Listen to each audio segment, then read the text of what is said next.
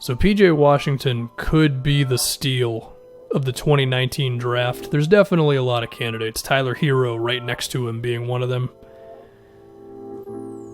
But PJ's pretty good, man. He's a power forward who can stretch the floor.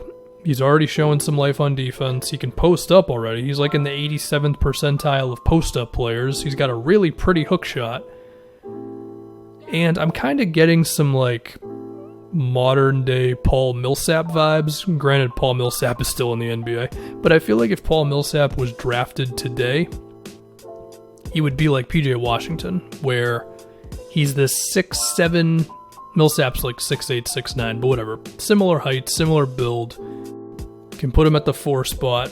And he's just got an array of things he can do, between being respectable to good, potentially very good on defense one day, space the floor out, do some stuff off the dribble already, and have some post skills. So let's talk about this whole thing. I mean, outside of PJ's first game, where he was Ray Allen, he's been like 7 for 20 from 3, which I think is, it's 35%, still solid. A couple of them have been with defenders right in his face, so there's that.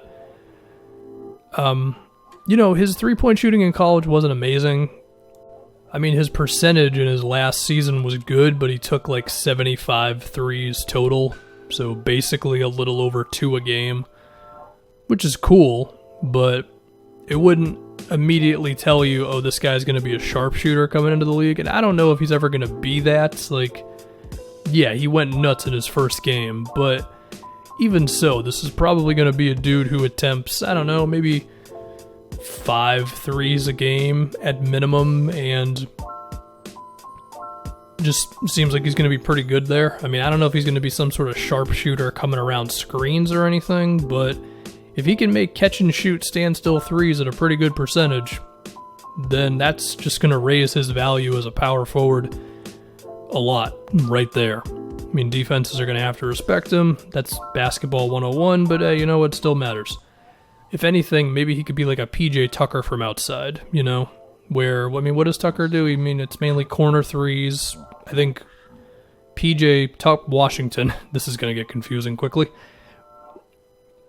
PJ Washington already has more potential as a shooter, but I could picture that being his effectiveness, where, yeah, he's not flying around screens and stuff, but he's making threes nonetheless.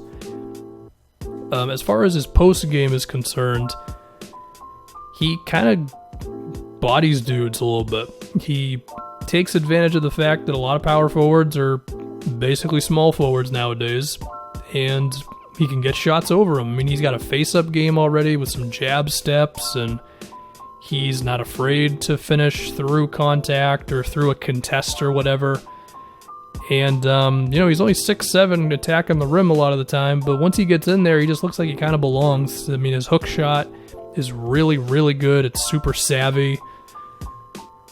And it just seems like he's a dude who, look, if you're going to be able to make threes and post up and also roll to the basket, because he does do that well, you're going to put up some points. I mean, I don't really know what he's going to have in terms of like shot creation and pull-ups and all that, but I mean, he just looks NBA ready at 21 years old. I mean, he's pretty yoked out too. He's like, 238s or something?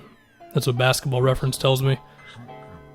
So the dude's just got an offensive game already, and one thing I love about PJ Washington, he has attempted 0 mid-range jump shots. Not a single one.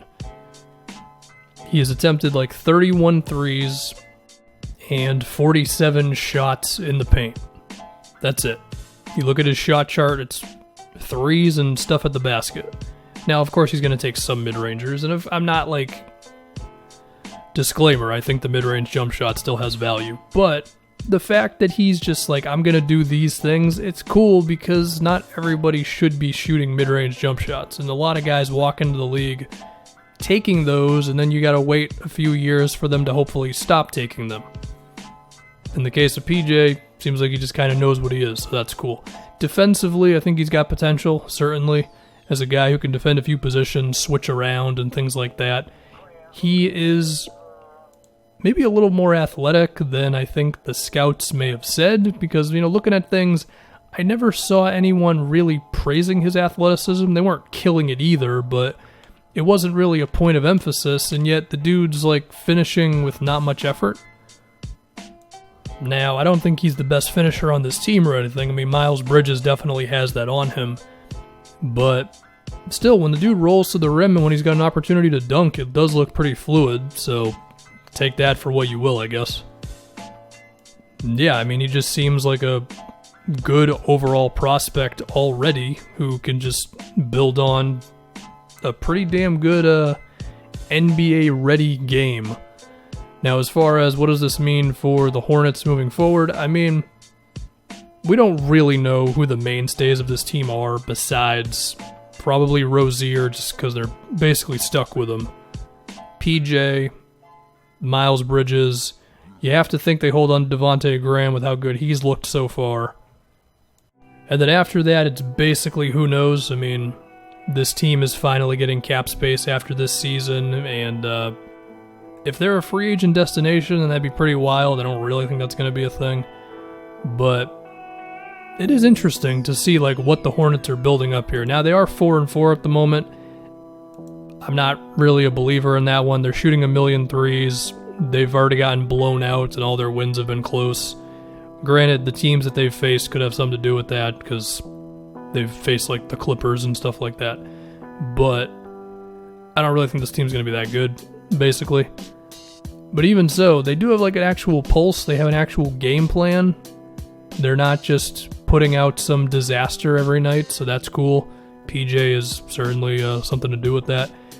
Yeah, I don't really have another way to stretch this out. PJ Washington is good. He's got a strong overall game, and I'll say it again. He kind of reminds me of like what Paul Millsap would be if Millsap was drafted today. Dude who can post up, shoot threes, and, just be respectable and kind of everything. I mean, I guess, is there a chance that his rebounding is going to be not amazing? I don't know. I mean, the expectations of a power forward as a rebounder are not what they once were. So if he gets to 7 a game, that might be all we can ask for. I mean, he's up to 6.5 right now. I guess if there were any other little fears, he's only shooting 2 free throws a game, so he just might have to keep on making shots. And also, his layups have not been great. Like, if he's dunking it, it's good. And if he's shooting a hook shot, it's good. But if he's just shooting a layup, it's like, I guess, not as good. Of course, that's whatever Basketball Reference considers to be a layup, whatever. PJ Washington is good. And the Hornets' future suddenly looks a little more interesting than it did 2 months ago.